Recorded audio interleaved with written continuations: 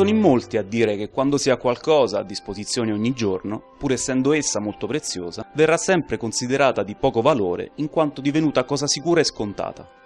Ed è forse questo che accade alle persone che vivono in posti meravigliosi e pieni di potenzialità come la nostra amata Sulmona, che tanto avrebbe da offrire se solo i suoi abitanti credessero di più in lei e se ne prendessero più cura. Crederci non è poi così difficile se si pensa che molte persone da oltreoceano decidono di voler venire a costruire il loro nido in questa zona per gustarsi i meravigliosi paesaggi e la squisita cucina locale. Tra le tante persone che ogni anno vengono in visita nei nostri luoghi, una coppia in particolare ha attirato la nostra attenzione, i coniugi Linda e Timothy Jenkins. Linda è una famosa scrittrice e blogger americana di origini italiane con la passione per i viaggi e la buona cucina. Insieme a suo marito ed alcuni amici hanno deciso dopo diverse visite di comprare case nella città di Ovidio per godersi appieno la natura e lo stile di vita sulmonese. Ma scopriamo insieme come è iniziata la loro avventura.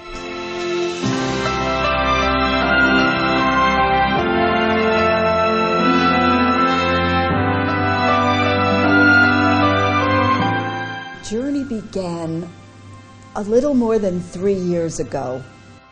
I was bringing a group of friends to Italy, and a friend of mine named Mario Scalzi, who owns Parker Villas, a company in Massachusetts that rents villas throughout Italy, said to me, because we had rented from him before, "You will like Abruzzo. I don't send most of my clients to Abruzzo because they want to go to Roma, Firenze, and Venezia, but I will send you to Sulmona." And so he gave us 2 places to go. First to Sulmona and then up to Civitella del Tronto. So we got a taste of Abruzzo, this area, and then up in the north. And I brought a group of, I think there were 12 of us all together. I brought a group of 12 people, and we stayed here just for 4 nights, but we absolutely fell in love with Sulmona and didn't want to leave. But we had a good time in Civitella del Tronto as well. But there was something about Sulmona that made us come back 3 years later, and some friends of ours who were on that trip, Louis and Vittoria Siriani, who are neighbors of ours in Massachusetts, said that they were interested in buying a small place in Italy, and would we be interested as well? And we said, of course. And we talked about where to go. And they have some relatives up near Lake Como and in the Milan area. And we thought, yeah.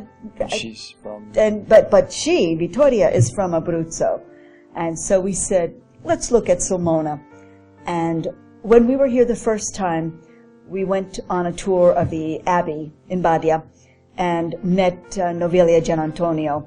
And Novelia stayed in contact with me, and we told her that we were looking for an apartment and could she help us. And so she did, and we ultimately, last May, saw several apartments and bought one right around the corner here. And this is our first time, Tim and I, this is our first time back in Sulmona as apartment owners. So it was a 3-year journey, but we very much loved Sulmona and decided to make something of a life here.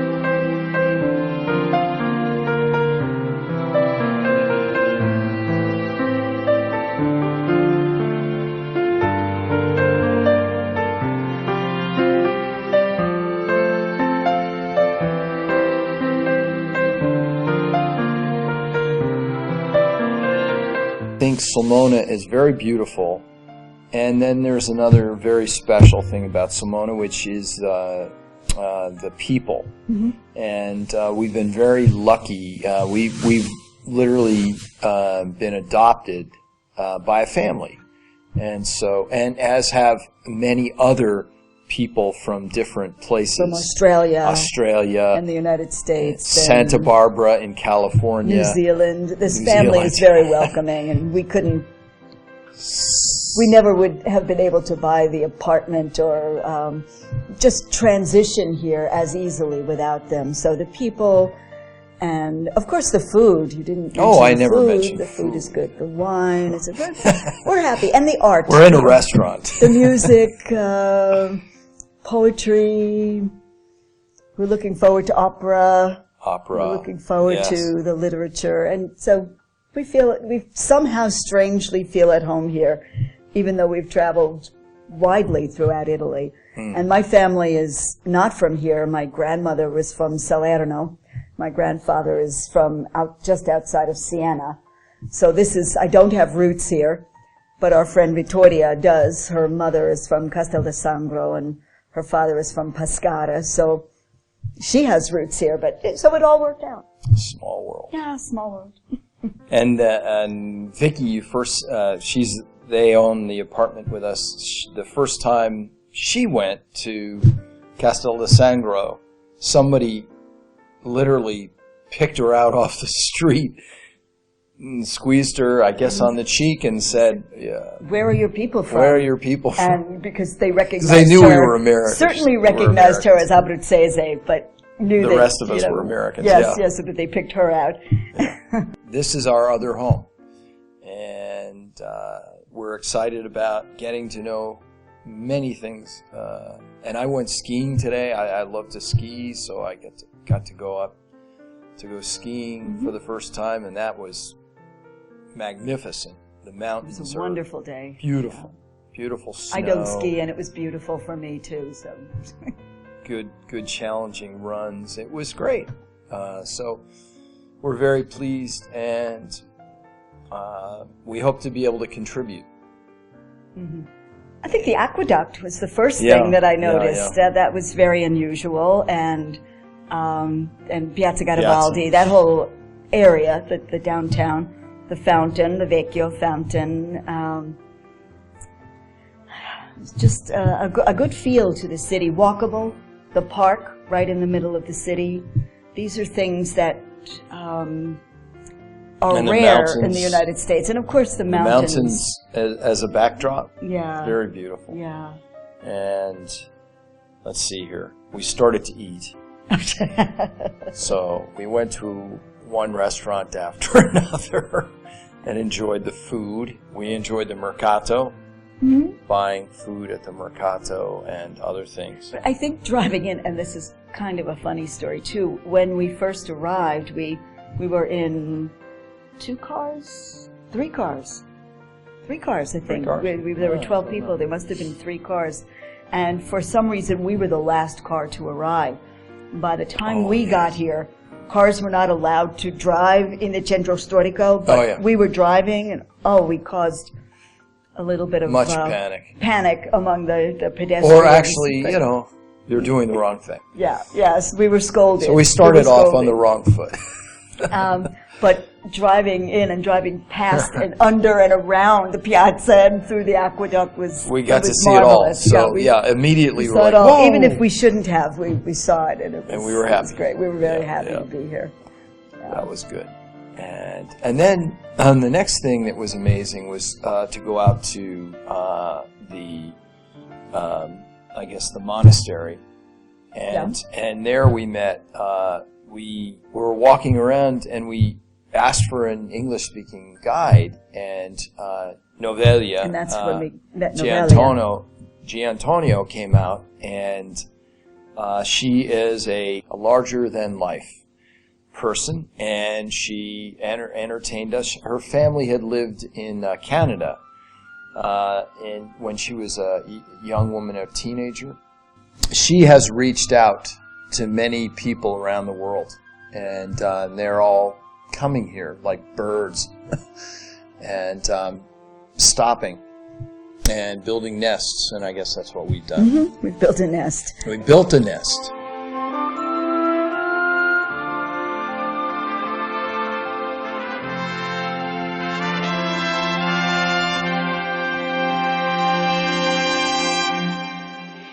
It's